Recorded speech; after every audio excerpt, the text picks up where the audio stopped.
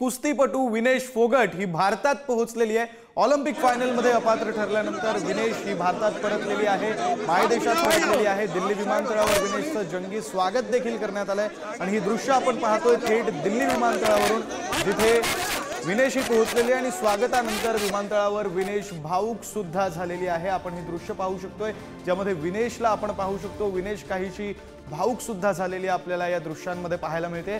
खरं तर ऑलिम्पिकच्या फायनल मध्ये पोहोचल्यानंतर केवळ 100 ग्रॅम वजन जास्त भरलं म्हणून विनेश फोगाट ही अपात्र ठरली होती आणि त्यानंतर तिने अपीलही केलं होतं, मात्र ते अपील केल्यानंतर सुद्धा त्याचा काही फायदा झाला नाही आणि त्यानंतर आता विनेश फोगाट ही भारतात पोहोचलेली आहे, ती भाऊक झालेली पाहायला मिळते।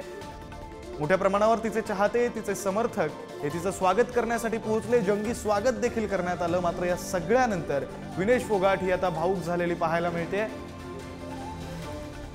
विनेश हिला खरं तर खांद्यावर उचलून घेण्यात आलेला आहे, मात्र तिच्या चेहऱ्यावरील भाव हे ती भाऊक झाल्याची ग्वाही देत आहेत। तिच्या डोळ्यांमध्ये अश्रू पाहायला मिळत आहेत, तिला अश्रू अनावर झालेले आहेत। एकंदरीत हे चित्र आपण दिल्ली विमानतळावरचं पाहतोय।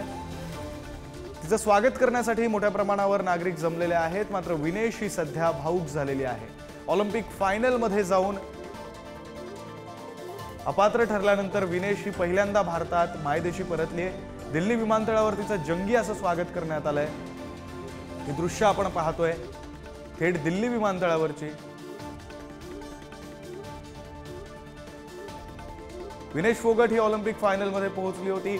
भारताला तिच्याकडून पदकाची अपेक्षा होती, मात्र केवळ 100 ग्रॅम वजन जास्त भरलं आणि त्यामुळे विनेश फोगाट ही अपात्र ठरली।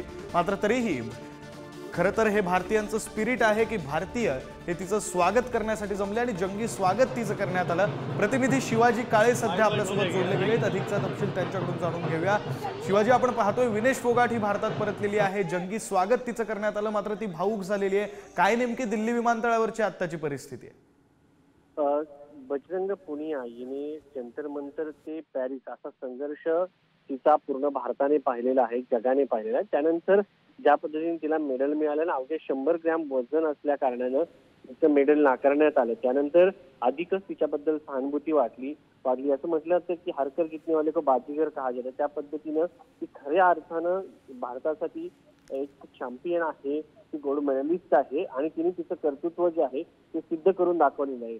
गेले 4 वर्ष ती या मेडलसाठी कष्ट करत होती। तिचं कुटुंब असो, तिच्या आजूबाजूचे लोक असो, त्यासाठी प्रयत्न करत असतात आणि ते मेडल भारतासाठी, आपल्या देशासाठी मिळवण्यासाठी प्रयत्न करत असतात। आणि सगळ्यात महत्त्वाचं असं असतं की ज्या व्यक्तीला गोल्ड मेडल मिळतं ती गोल्ड मेडलच्या साठी पात्र ठरणारी होती आणि गोल्ड मेडल मिळतं त्या देशाचं राष्ट्रगीत जेव्हा वाजतं तेव्हा तिच्या 4 वर्षाचा गेल्या कित्येक वर्षातच जिने जे प्रयत्न स्ट्रगल केलेला असतो, संघर्ष केलेला असतो, घाम गाळलेला असतो, त्याचं चीज होत असं म्हणतात।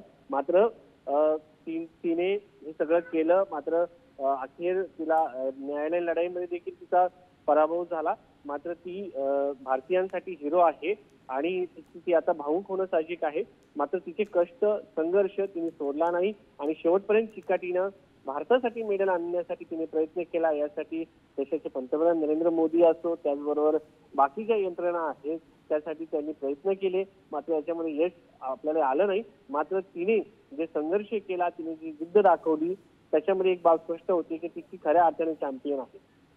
अगदी खरं आहे शिवाजी, खरं तर तिचा संघर्ष तुम्ही जसं म्हणालात केवळ देशाने नाही तर संपूर्ण जगानं पाहिला आणि त्यानंतर ही अशी वेळ आली की 100 ग्रॅम वजन जास्त भरलं म्हणून ती अपात्र ठरली। मात्र तरीही इतक्या मोठ्या प्रमाणावर तिचं स्वागत करण्यासाठी दिल्ली विमानतळावर खरं तर जे नागरिक आहेत, जे भारतीय आहेत ते जमलेले आपल्याला पाहायला मिळत आहेत। धन्यवाद दिलेल्या सविस्तर माहितीसाठी। बातमी आपण पाहतोय दिल्लीमधून विनेश फोगाट ही भारतात परतलेली आहे।